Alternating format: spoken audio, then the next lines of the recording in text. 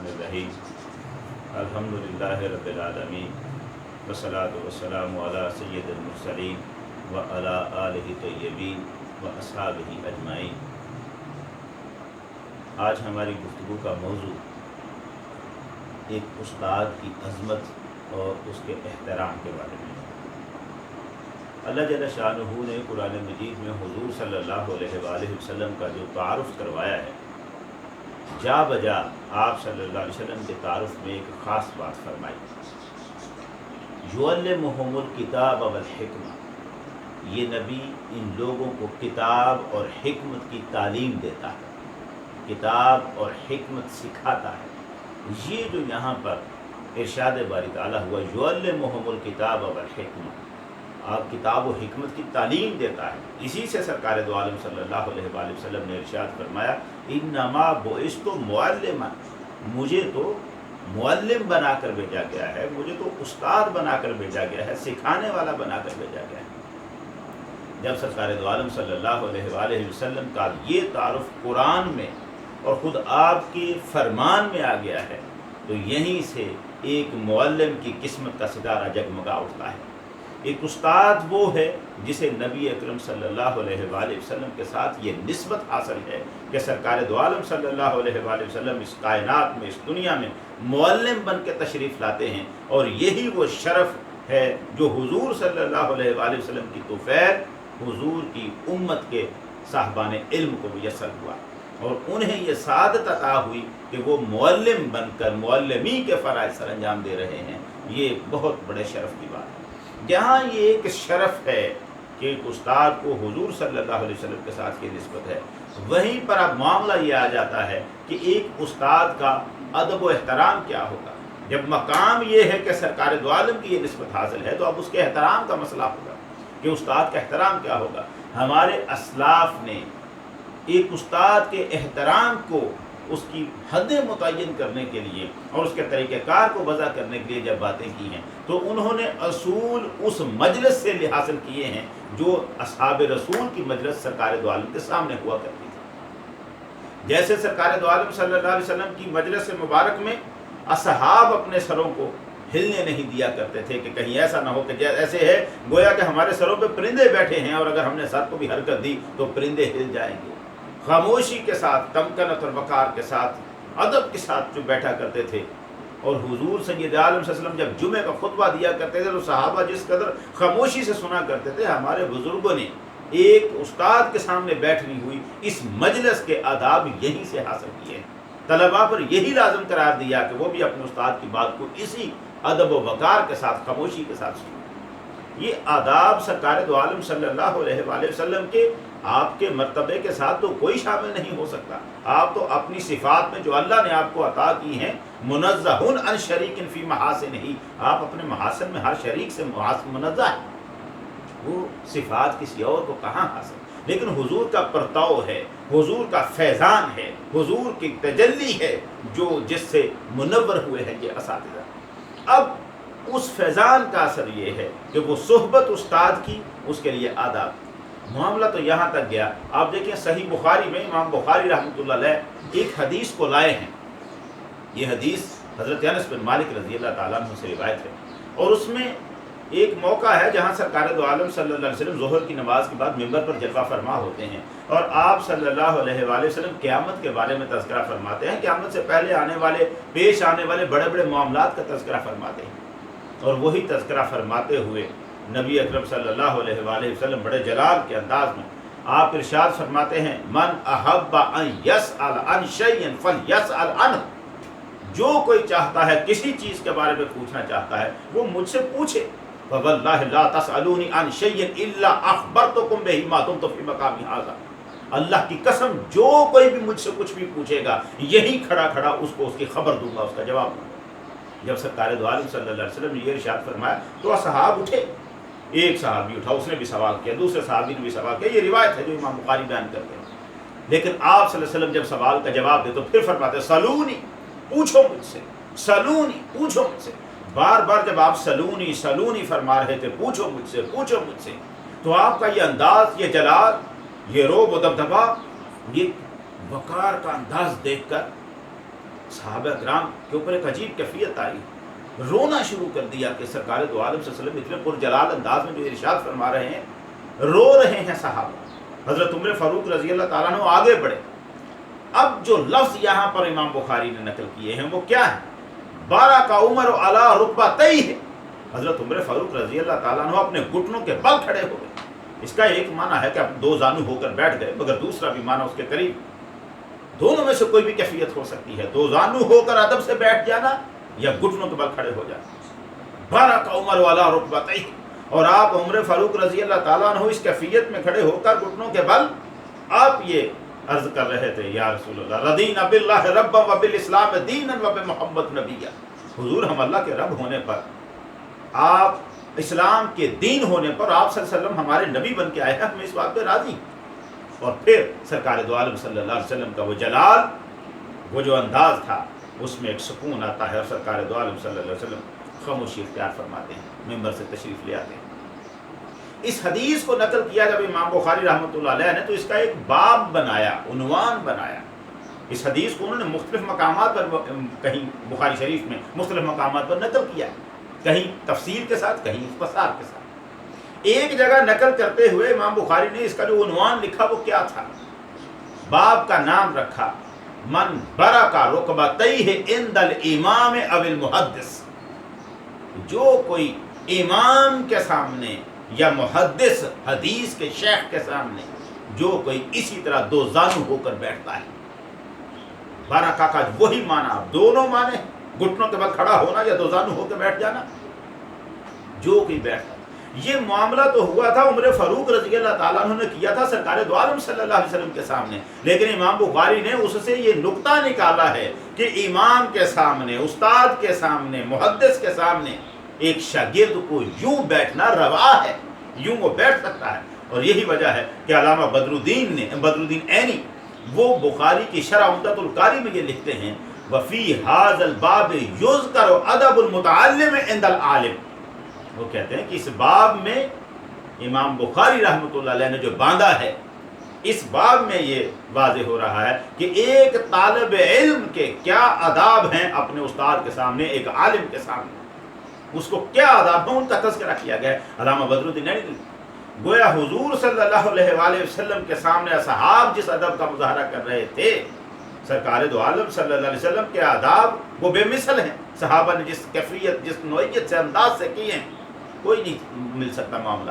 لیکن وہاں سے یہ ادب سیکھا، ایک محدث، ایک امام، ایک استاد جب گفتگو کر رہا ہے تو اس کے سامنے شاگرد کس طرح زانو تلمذ طے کریں گے اور ادب کے ساتھ بیٹھیں گے، کس ہیبت اور وقار سے بیٹھیں گے، یہ ان کو سیکھنا ہے وہاں مجلس سے۔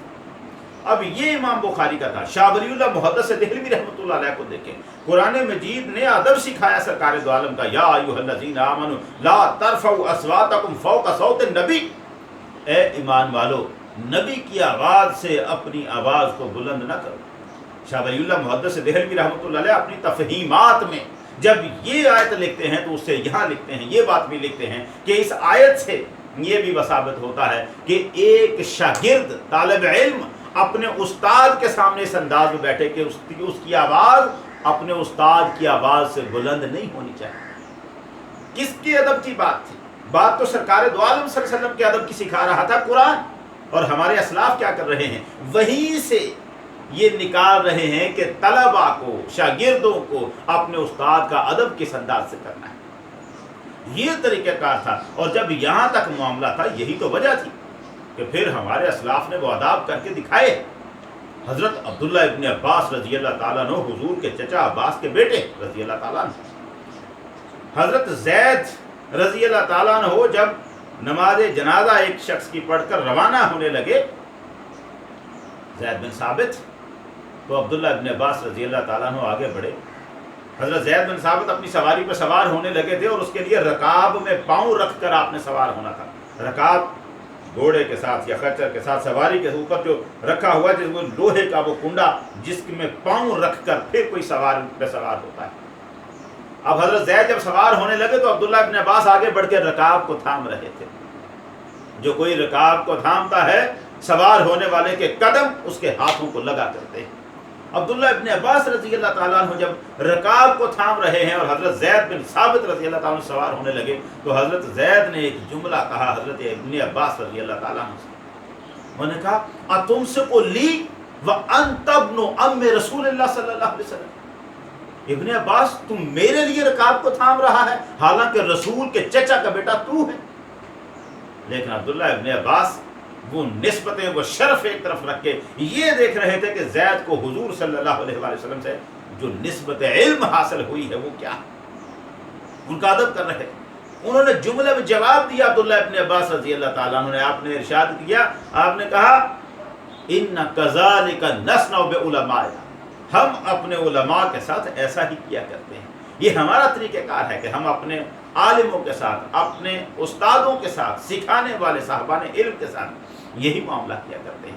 یہ واقعہ تھا. امام ابو حنیفہ رحمۃ اللہ علیہ کو دیکھیں کتنے بڑے امام، اور آپ کے بارے میں یہ مشہور ہے کہ آپ کان لا یمد رجلیہ ناحیۃ بیت معلمہ حمادا احتراما لہ. آپ اپنے استاد حماد کے گھر کی طرف اپنے پاؤں کر کے لیٹا نہیں کرتے تھے. کسی حالت میں بھی ان کے پاؤں بچھاتے اس انداز سے نہیں تھے کہ ان کے پاؤں اپنے استاد حماد کے گھر کی طرف ہو جائیں. حالانکہ حماد کا گھر کوئی ساتھ والی گلی میں نہیں تھا، کتنا لمبا فاصلہ تھا ان کے استاد حماد کے گھر کا امام ابو حنیفہ سے، مگر وہ اس بات کو پسند نہیں کرتے تھے کہ میرے استاد کے گھر کی طرف میرے پاؤں ہو جائے. امام شافعی رحمۃ اللہ علیہ جب امام مالک کی شاگردی میں بیٹھا کرتے تھے ان کے بارے میں یہ معاملہ چلا ہے. وہ روایتیں جو ان کے بارے میں ہیں امام شافعی رحمۃ اللہ علیہ کی اس مجلس میں جو سیکھنے کا انداز ہوتا تھا اپنے استاد کے سامنے، وہ کیا ہے؟ کانا اذا جلس فی مجلس الامام مالک یقلب الاوراق برفق شدید حتی لا ینزعج معلمہ. امام مالک رحمۃ اللہ علیہ کہتے ہیں کہ امام شافعی رحمۃ اللہ علیہ جب اپنے استاد امام مالک کی مجلس میں بیٹھا کرتے تھے تو کاغذ کتاب کے جب ورق پلٹا کرتے تھے تو اتنی نرمی اور آہستہ سے پلٹتے تھے کہیں کاغذ کی آواز بھی میرے استاد کو ڈسٹرب نہ کر دے، کہیں اس کاغذ کی آواز بھی جو ورق پلٹتے ہوئے جو آواز پیدا ہونی ہے کہیں یہ آواز بھی میرے استاد امام مالک کے ان کے جو سکون ہے اس میں ایک خلل پیدا نہ کر دے، خلل اندازی نہ کر دے. یہ انداز ہے ان کا، بزرگوں کا، ہمارے اسلاف کا. کس کو نہیں معلوم ہارون الرشید کا وہ تاریخ ساز واقعہ کہ اپنے بیٹے کو جب دیکھا کہ وہ اپنے استاد جس کے پاس وہ سیکھتا تھا استاد اسماعیل رحمۃ اللہ علیہ، ان کے پاس جب ان کا بیٹا شاگردی میں تھا تو ایک دن ہارون الرشید کی اتفاق کا نظر پڑی ایک ایسے منظر پر، دیکھا کہ استاد پاؤں دھو رہا تھا اور ان کا بیٹا بادشاہ وقت کا بیٹا خلیفہ ہارون الرشید کا بیٹا پانی ڈال رہا ہے اور استاد اپنے ہاتھوں سے پاؤں دھو رہا ہے، اپنے پاؤں دھو رہا ہے استاد، مگر پانی بیٹا ڈال رہا ہے. کوئی تو کہہ سکتا ہے بادشاہ کا بیٹا ہے اس کو کس کام پہ لگا رکھا، لیکن ہارون الرشید وہاں سے گزر جاتا ہے، پیغام بھیجتا ہے، ادب کے ساتھ بلاتا ہے استاد کو اور ایک جملہ ان سے کہتا ہے بڑے ادب کے ساتھ. ہارون الرشید کہتا ہے انما دفعتہ الیک لتعلمہ وتؤدبہ. اے استاد ذی احترام، میں نے اپنے بیٹے کو آپ کی شاگردی میں اس لیے ڈالا تھا کہ آپ اسے تعلیم دیں اور اسے ادب سکھائیں. اب یہ بات دربار میں ایک مرتبہ تو ایک عجب سا منظر بنتا ہے کہ یہ کیا کہہ رہے ہیں ہارون الرشید، کیا ہوا ہے؟ ہارون الرشید کا اگلا جملہ یہ تھا کہ کیوں آپ نے ایسا کیا کہ میرا بیٹا پانی ڈال رہا تھا اور آپ اپنے ہاتھوں سے اپنے پاؤں دھو رہے تھے؟ ایسا کیوں نہ کہا میرے بیٹے کو کہ ایک ہاتھ سے پانی ڈال اور دوسرے ہاتھ سے میرے پاؤں کو دھو. ہارون الرشید اپنے بیٹے کے بارے میں یہ استاد کو کہہ رہا تھا کہ ایسا چاہیے تھا، میں تو یہ چاہتا تھا کہ میرا بیٹا ایک ہاتھ سے پانی ڈالتا اور دوسرے ہاتھ سے آپ کے پیروں کو مل مل کے دھو رہا. آپ نے یہ کیا کیا کہ آپ نے اسے صرف پانی ڈالنے پہ لگایا ہے اور خود اپنے ہاتھوں کو زحمت دے رہے ہیں. میں نے آپ کے پاس اس لیے ڈالا تھا میرے بیٹے کو تعلیم دیں اور اسے ادب سکھائیں. یہ ہیں استاد کا ادب و احترام. وہ باتیں جو مشہور ہیں کہ علامہ اقبال رحمۃ اللہ علیہ نے اچانک کہیں سے دیکھا کہ ان کے استاد سائیکل پہ گزر رہے ہیں تو اقبال ان کے پیچھے پیچھے دوڑنا شروع کیا. استاد کو پتہ بھی نہیں تھا کہ میرے پیچھے میرا شاگرد اقبال دوڑ رہا ہے، اور دوڑتے دوڑتے 2 کلومیٹر کا فاصلہ طے کیا. استاد سائیکل سے اترے، جہاں ان کی منزل آئی وہ اترے، اور ہانپتا کانپتا لرزتے ہوئے سانس کے ساتھ دوڑ کے اقبال آگے بڑھے اور جا کے کہا السلام علیکم، اپنے استاد سے سلام کیا۔ استاد صاحب نے پوچھا اقبال تم کیسے آئے ہو؟ کہا جناب سلام پیش کرنا تھا۔ استاد نے کہا تو بھائی تم ہانپ کیوں رہے ہو؟ اس نے کہا جناب میں وہاں کھڑا تھا، آپ گزرے تو میں آپ کے پیچھے دوڑتا ہوا آیا اور میں نے آپ کو سلام کیا۔ استاد نے کہا اقبال تم نے مجھے آواز دے لینی تھی، روک لینی تھی سلام کرنے کے لیے، تم نے اتنا فاصلہ دوڑتے ہوئے آئے۔ تو اقبال نے کہا حضور میں یہ ادب کے خلاف سمجھتا تھا کہ آپ کو آواز دے کے روکوں، اور میں آپ سے سلام کرنے کے لیے آیا۔ آپ اندازہ کریں وہ بندہ کیوں نہ عظمت کی معراج کو چھو لیتا جو اپنے استاد کو اس طرح سے احترام دے رہا ہے۔ یہ اقبال، یہی اقبال یہ کہتا ہے، وہ تو تعارف دنیا کو بتا رہا ہے کہ لوگوں استاد ہے کیا؟ شیخ مکتب ہے ایک عمارت گر، جس کی صنعت ہے روح انسان۔ وہ کہتے ہیں یہ تو جو استاد ہے شیخ مکتب، یہ تو ایک عمارت بنانے والی ہستی ہے، اور اس کا کارخانہ کیا ہے؟ انسان کی روح، جس کو یہ شیپ اپ کرتا ہے، جس کو یہ بنا سنوار کے رکھ دیتا ہے۔ اور پھر وہاں وہ کہتے ہیں نکتہ دل پذیر تیرے لیے کہہ گیا ہے حکیم کا آنی، پیش خورشید بر مکش دیوار خواہی اگر سہن خانہ نورانی۔ وہ کہتے ہیں حکیم کا آنی تیرے لیے ایک بڑی اہم بات کر گیا کہ اگر تو چاہتا ہے کہ تیرے گھر میں روشنی آئے تو سورج کے سامنے دیوار نہ بنا، سورج کے سامنے پردہ نہ کر، اس کی روشنی کو اپنے اندر آنے۔ یہ استاد کو سورج کہہ رہے ہیں، وہ استاد وہ سورج ہے جس کی شعائیں روح انسانی کو، شاگرد کی روح کو منور کر دیتی ہیں۔ یہی وجہ ہے استاد کے ادب کو کیا سکندر نے کہا تھا اور وہ مشہور ہوا۔ سکندر نے کہا میرا باپ تو مجھے آسمان سے زمین پر لانے کا سبب بنا، اور میرا استاد وہ ہے جس نے مجھے زمین سے اٹھا کے آسمان کی بلندیوں پر پہنچا دیا۔ استاد یہ کام کرتا ہے، اور یہ وہ بات ہے جسے ابن مفلح نے لکھا ہے بعض شافعی عالموں کے حوالے سے۔ وہ کہتے ہیں کہ استاد کا جو حق ہے ان حقہ آکد من حق الوالد، استاد کا حق تو باپ کے حق سے بھی زیادہ موقد ہے، لأنہ سبب لتحصیل الحیات الابدیہ، اس لیے کہ اس کو ابدی حیات جو ہے، ابدی حیات حاصل کرنے کا سبب ہے۔ والوالد سبب لحصول الحیات الفانیہ، اور والد باپ وہ تو صرف فانی حیات کا، ایک فنا ہو جانے والی حیات تک کا سبب بنا ہے۔ آج کے دور میں یہ شکایت پیدا ہو رہی ہے کہ جی وہ طالب علم نہیں رہے جو اپنے اساتذہ کا احترام کرتے تھے، وہ زمانہ گزر گیا جو ادب و احترام کرتے تھے۔ یہ شکایت، ادب استاد کی زبانوں میں روایت نہ رہی، وفاداریت طلاب کی زبانوں پہ حکایت نہ رہی، یہ شکوہ ہے استادوں کو بھی آج کے دور میں یہ شکوہ ہوا، مگر یہ شکوہ کچھ ایسا روا نہیں ہے۔ اس کی وجہ یہ ہے طالب علم کو، شاگرد کو یہ سکھاتا کون ہے کہ استاد کا ادب کرنا ہے؟ ایک ادارہ سکھاتا ہے، ایک سکول، ایک کالج، ایک ادارہ، وہ سکھاتا ہے اس شاگرد کو کہ اپنے استاد کو مقام کیا دینا ہے اور اس کی تعظیم کیسے کرنی ہے۔ یہ ادارہ ہے جو بنیادیں باندھتا ہے، جو تربیت کرتا ہے ایک طالب علم کی۔ اس ادارے کا وجود اتنا ضروری ہے، اقبال تو اسے سپی قرار دیتا ہے، صدف سپی قرار دیتا ہے، اور وہ کہتا ہے آغوش صدف جس کے نصیبوں میں نہیں ہے، وہ قطرہ نیساں کبھی بنتا نہیں گوہر، بارش کے پانی کا وہ قطرہ کبھی موتی نہیں بن سکتا جس کو ایک سپی کی گود میسر نہیں ہو۔ وہ سپی کی گود کیا ہے؟ ایک ادارہ۔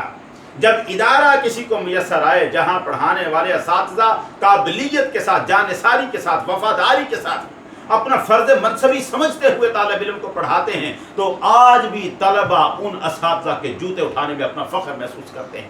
آج بھی طلبہ، آج بھی شاگرد اپنے استادوں کا اسی جذبے سے احترام کرتے ہیں جب اساتذہ، مگر یہ سکھائے گا کون؟ یہ سکھائے گا ایک سکول، ایک کالج، ایک ادارہ، کہ طالب علموں کو بتائے گا کہ ان کے استاد کا مقام و مرتبہ کیا ہے، ان کا احترام کیا ہے۔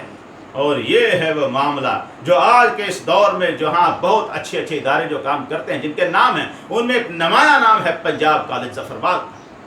یہ پنجاب کالج ظفربال ہے جو اپنے طلباء کو صرف فزکس کیمسٹری کی تعلیم نہیں دے رہا، تربیت کر رہا ہے، نشو و نما کر رہا ہے، پرورش کر رہا ہے ان کو سکھاتا ہے ان کے گھروں میں والدین کا ادب کیسے کرنا ہے، ان کو سکھاتا ہے اپنے استاد کا احترام کیسے کرنا ہے۔ اور یہی وجہ ہے کہ پنجاب کالج ظفروال کا پڑھا ہوا طالب علم جہاں بھی جاتا ہے وہ اپنے استاد کو دور سے بھی دیکھے تو اس کے ادب و احترام کے لیے کھڑا ہو جاتا ہے. اپنے اساتذہ کے لیے the most obedient students in the board Gujranwala, جس کی دہائی آج گجرانوالا بورڈ میں پڑی ہوئی ہے، اور کل جس پورے صوبے پنجاب میں اور پھر پاکستان پورے میں اور پوری دنیا میں جو مشہور ہوگا.